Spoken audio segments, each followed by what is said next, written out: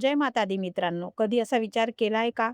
एखाद्या माणसाने आयुष्यात कितीही चुका केल्या असतील, तरी एका पवित्र एकादशीच्या दिवशी केलेल्या भक्तीमुळे त्याच्या जीवनात नवी दिशा मिळू शकते. पण या एकादशी मागे अशी एक कथा सांगितली जाते, ज्या एका व्यक्तीला आपल्या कर्माची जाणीव होते आणि भगवान विष्णूच्या भक्तीमुळे त्याच्या आयुष्याला वेगळं वळण मिळतं.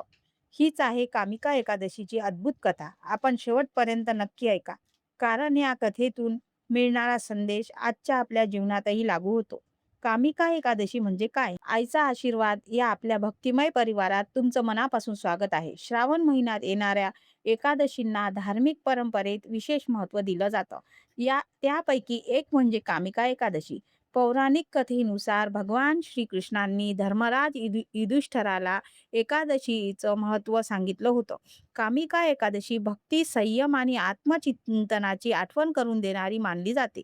पण या एकादशीचं महत्त्व इतकं मोठं का मानलं जातं, हे समजण्यासाठी आपल्याला एका प्राचीन कथेकडे जावं लागेल. खूप वर्षापूर्वी एका गावात एक प्रभावशाली मनुष्य राहत होता. त्याच्याकडे पैसा होता, घर होते, मान-सन्मान होता. पण त्याच्या स्वभावात एक गोष्ट होती, अहंकार. त्याला वाटायचं, माझ्याकडे पैसा आहे, माझी ताकद आहे, मग मला कोणाची गरज गरज नाही. हळूच हळू-हळू त्याचा देवावरचा विश्वासही कमी होत गेला. तो मंदिरात जायचा, पण मनापासून नाही. ग गरजू माणसांची मदतीसाठी आला तर तो त्याला दूर पाठवायचा आणि स्वतःच्या सुखासाठी मात्र तो कोणताही खर्च करायला मागे-पुढे पाहत नसे. एके दिवशी गावात एका साधूचं आगमन झालं. साधू शांतपणे मंदिराच्या बाहेर बसले होते. तो मनुष्य तिथून जात असताना साधूंनी त्याच्याकडे पाहिले आणि म्हणाले, "मुला, तुझ्याकडे सगळं आहे, पण मनाची शांती नाही." तो मनुष्य हसला. तो म्हणाला, "माझ्याकडे पैसा आहे, घर आहे, प्रतिष्ठा आहे, मग मला शांतीची काय गरज?" साधूंनी काहीतरी उत्तर दिलं आणि फक्त एवढं म्हणाले, "ज्याच्याकडे सर्व काही असतं, त्याला कधी-कधी स्वतःला शोधण्याची सर्वात जास्त गरज असते." आणि ते तिथून निघून गेले. पण काही दिवसांनी त्याच्या आयुष्यात अचानक अनेक अडचणी सुरू झाल्या.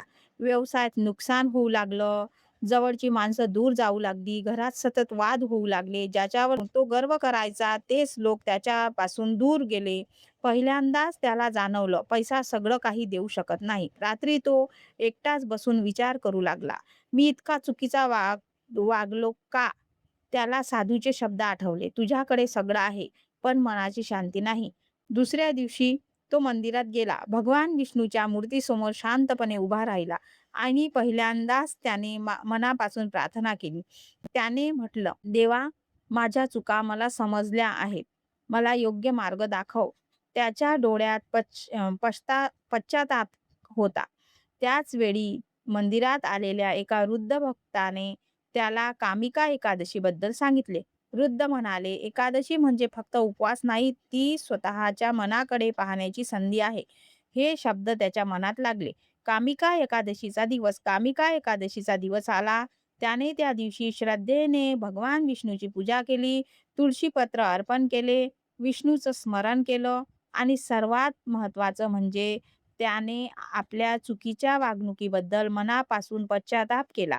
त्याने स्वतःशी एक निर्णय घेतला, आजपासून मी माझ्या अहंकाराला माझ्यावर राज्य करू देणार नाही.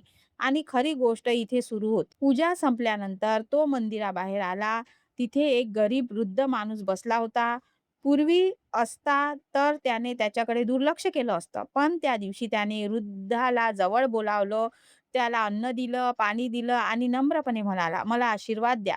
वृद्धाने त्याच्याकडे पाहिले आणि म्हणाले, "आज तू देवाला फक्त मंदिरात नाही तर माणसात पाहिलं." हे ऐकून तो मनुष्य काही क्षण शांत राहिला. त्याला जाणवलं, भक्ती म्हणजे फक्त पूजा नाही, भक्ती म्हणजे आपल्या वागण्यात बदल घडवणे. पौराणिक परंपरेत कामिका एकादशीबद्दल सांगितलं जातं, की श्रद्धेने भगवान विष्णूचं स्मरण केल्याने मन शुद्ध करण्याची प्रेरणा मिळते. या कथेला सर्वात मोठा संदेश हा आहे, चुका झाल्या म्हणून जीवन संपत नाही. मनापासून त्या चुका स्वीकारून योग्य मार्गावर चालण्याचा प्रयत्न केला तर आयुष्य बदलण्याची सुरुवात तिथून होऊ शकते. एकादशी आपल्याला संयम शिकवते, भक्ती शिकवते आणि सर्वात महत्त्वाचं स्वतःकडे पाहायला शिकवते. आज आपण काय शिकू शकतो? कामिका एकादशीच्या निमित्ताने आपण 3 गोष्टी लक्षात ठेवूया. पहिली, अहंकारापासून दूर राहा. आपल्याकडे कितीही पैसा किंवा यश असलं तरी नम्रता सोडू नका. दुसरी, मनापासून देवाचं स्मरण करा. देवाकडे फक्त मागण्यासाठी नाही, तर कृतज्ञता व्यक्त करण्यासाठी जा. आणि तिसरी, गरजू माणसाला मदत करा. कारण कधी-कधी देव आपल्याला मंदिरात नाही, तर एखाद्या गरजू व्यक्तीच्या रूपात भेटतो.